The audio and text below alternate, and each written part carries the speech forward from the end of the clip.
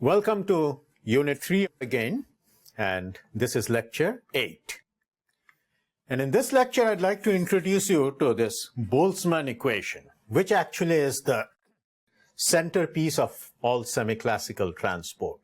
That is, all results we are talking about have their basis. The basic equation is really Boltzmann equation. The way you justify it is usually starting from the Boltzmann equation. Right? And everything we have talked about, the diffusion equation, etc. If I had to justify it properly, this is where I'd start. Now, how come this is in Lecture 1? Well, that's because this equation is somewhat challenging mathematically. You can see it's a partial differential equation, and there are multiple variables. There's this z, which is the location, spatial location, and then there's pz, which is the momentum. And in general, of course, the more the independent variables you have, the more challenging it is, numerically and conceptually. See? And so that's why we didn't quite start from this, like in Lecture 1, and then derive everything systematically. Instead, I tried to convey things more intuitively. But now in this lecture, what I'd like to do is provide you an outline of how you'd justify it directly from Boltzmann equation. Well, so first point is, where does that equation come from? Now, the first thing is, of course, you're all familiar with Newton's laws. That is how you describe the motion of a particle like electrons using Newton's laws. There's two equations. Velocity is this dz dt, and force is the derivative of the momentum. Now, in Boltzmann equation, we define something called this f, which is a function of z, pz, and t. What it tells you is the occupation of states with a certain momentum p at a location z at time t.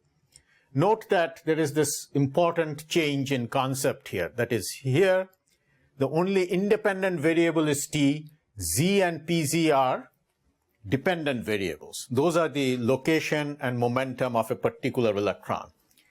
Here, z, pz, and t are all independent variables. We stand at a particular z, at a particular pz, and ask, how many electrons are there? Or what is the occupation of states around there?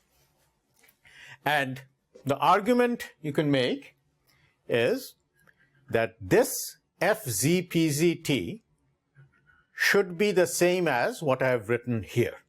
Because if you look back, if you look at the number of electrons at time t and try to relate it to what it looked like at time delta t ago, the point is delta t ago, anybody at the location z must have been at z minus vz delta t. Because in time delta t, the electron moved by that distance. And so whatever it is at time t, it must have been at z minus vz delta t a little time ago. And the same with momentum. If the momentum right now is pz, it must have been that much at time delta t ago. So this statement then kind of connects this viewpoint, which you could call a collective description, to the individual particle viewpoint here. This is how an individual electron moves. This is how the distribution evolves. That would be the connection. Now, the next step is to take this right-hand side, assume a small delta t, and do this Taylor series type of expansion, which means you take that quantity on the right and write it as f, z, p, z, t minus the derivative of f with respect to time times delta t. Why? Because we are trying to, what it is at t minus delta t must be what it was at t minus the derivative times delta t. Now, this would be everything if t was the only variable involved. But then we have two other variables. And so for the z, we could write something like this, that it is del f del z times vz delta t. And similarly, for the pz, you could write minus del f del pz Fz delta T. So note this very subtle argument here. First is this must be equal to that because of Newton's law. The second point is that this must be equal to that because of just by Taylor series expansion. So from here to here is a purely mathematical argument with no physical content. Whereas this equal to this, that basically incorporates the physics of Newton's law. Okay. Now once you have this, you see you can cancel those two things. And what it tells you then is whatever's out here must be equal to 0. So that gives you an equation like this. And if you go to steady state, you could say, assuming everything's at steady state, nothing evolves with time, then you can drop that. So you'd get this equation. Now notice we have got the left-hand side of the Boltzmann equation that I was trying to obtain. What about the right-hand side? Well, the point is if you put it equal to 0, then what we have here is really equivalent to the Newton's law. So it is just a reformulation of Newton's law using these collective variables. But what Boltzmann equation does is more than that. I think I'd mentioned before that what Boltzmann does is takes Newton's laws and includes these entropic processes, entropy-driven things, or scattering into the whole picture. And that is why it can also describe irreversible phenomena, because Newton's law is basically mechanics. To describe irreversible phenomena in devices that you have, you need this extra term, which is the scattering term. And that is what you generally write as the scattering operator acting on F. And of course, the precise nature of the scattering operator, that requires a lot of discussion in general. For our purpose, what we'll assume is a very simple form for this scattering operator. We'll assume that all the scattering does is it takes the F and tries to restore it to a local equilibrium F, which you call this F bar. And so this, if F is equal to F bar, then the scattering processes do nothing. That is, if locally the distribution looks like it's equilibrium, the scattering processes won't do anything and it will go to 0. On the other hand, if you're away from equilibrium, then the scattering processes will give you a term that is proportional to how far from equilibrium you are. This is what's often called the relaxation time approximation. So this is the form of the Boltzmann equation that we could use. As I said, what we have done here is included the scattering term in this relaxation time approximation. Okay. Now, so this equation, then, if we wanted to go further, I want to introduce this idea of quasi-Fermi levels. So you could take the F, this, which could have any form in general, but write it in the form of a Fermi function, but with these quasi-Fermi levels, mu. That is, at equilibrium, actually, the F would be given by a Fermi function, where that's a constant. But now out of equilibrium, let's assume that this can be written in this form, which is, looks like a Fermi function, but the mu is different at different locations, and the mu is different for different momenta. Now, if you use this, if you start from this form, then you can write the derivative del f del z in terms of del mu del z with this df0 de in front. And this, of course, involves exactly the same derivatives and Taylor series expansion that we had been using since Unit 1. Similarly, you could write del f del pz in this form. And so you could then take the Boltzmann equation, which is in terms of f, and write a similar looking equation in terms of the mu. So just as f was dependent on z and pz and e, but here the mu depends only on z and pz, and that's because as far as the e part is concerned, we have assumed a particular form. Okay. Now, one nice thing about this form is it also immediately shows you that at equilibrium, the equilibrium solution is given by mu equal to a constant. That is, if mu is constant, then as you can see, this equation is automatically satisfied. because d mu dz is 0, d mu dpz is 0, and the mu bar is equal to mu, there's no scattering processes, that's also 0. So this is what you'd call the equilibrium solution. And the Fermi function, of course, is the equilibrium solution. That's what equilibrium statistical mechanics says, that at equilibrium, it's the same chemical potential everywhere. But what we are interested, of course, in is the non-equilibrium solution. And under non-equilibrium conditions, not all mu's are equal. In general, every Z and PZ can have a different electrochemical potential or quasi-Fermi level associated with it. Now, when does this work? Now, usually in devices, if the applied voltage is small compared to kT, compared to the thermal and broadening, then usually this assumption that out of equilibrium F looks like a Fermi function with varying mu, that's usually a good assumption. Now, if the applied voltage is larger, then that's not necessarily true. The distribution in energy may not look like a Fermi function. And I guess in earlier lectures, I think when I talked about quasi-Fermi levels, when we talked about Landauer formula, I had mentioned that in general, F may not quite look like that. In which case, you should define the mu just so that it gives you the right number of electrons, because in all our discussion, that's what really matters. In which case, you might just go from F to mu, not with all these derivatives and all, but with the idea that any change in F is related to the change in mu through QV. That's kind of what we did when we were discussing the Landauer formula, for example. But either way, the bottom line is, you could go from this Boltzmann equation in terms of F to a equation in terms of the mu. And main thing you're gaining from this is you're taking the energy variable out of the discussion. So you can just talk about the mu directly.